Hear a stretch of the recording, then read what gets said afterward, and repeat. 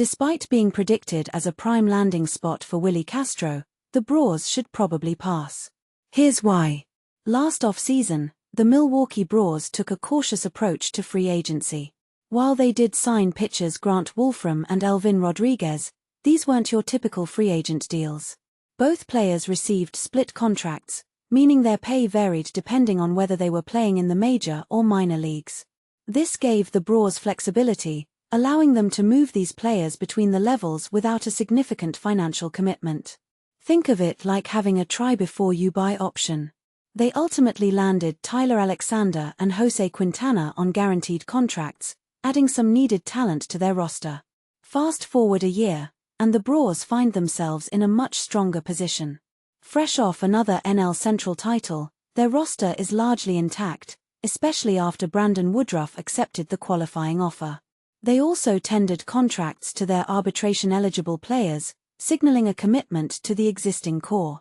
This stability, coupled with the Brewers' historical reluctance to splurge in free agency and questions around payroll flexibility after Woodruff's decision, suggests a quiet offseason.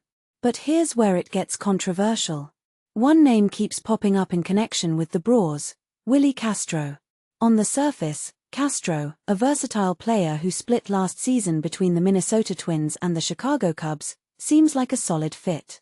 He can play multiple positions, both in the infield and outfield, and he brings some speed to the base paths. With the Brewers potentially looking to add competition at shortstop, Castro could fill a utility role and even push for a starting job if Joey Ortiz struggles again. Several analysts, including those at MLB Trade Rumors and The Athletic, have even pegged the Brewers as Castro's likely destination.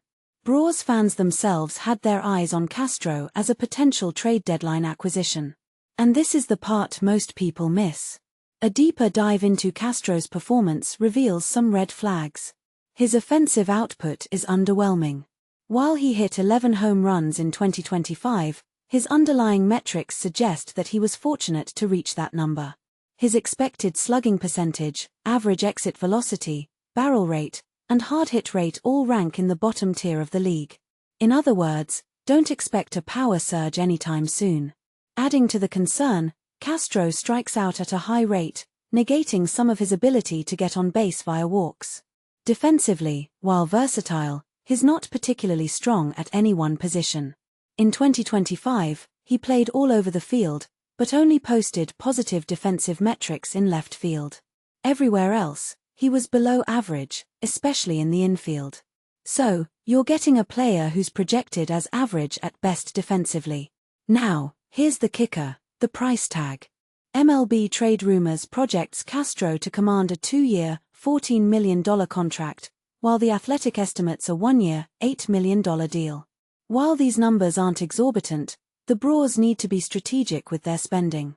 Consider this: if Castro's primary role is to replace Ortiz at shortstop, the Brewers would be sacrificing defensive prowess for a marginal improvement in offensive output. Is that a worthwhile trade-off? Probably not.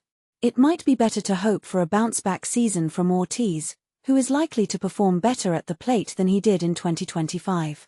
So, what do you think? Should the Brewers take a chance on Castro, hoping his versatility and potential outweigh his weaknesses? Or should they focus on developing their existing talent and look elsewhere for upgrades? Let us know your thoughts in the comments below.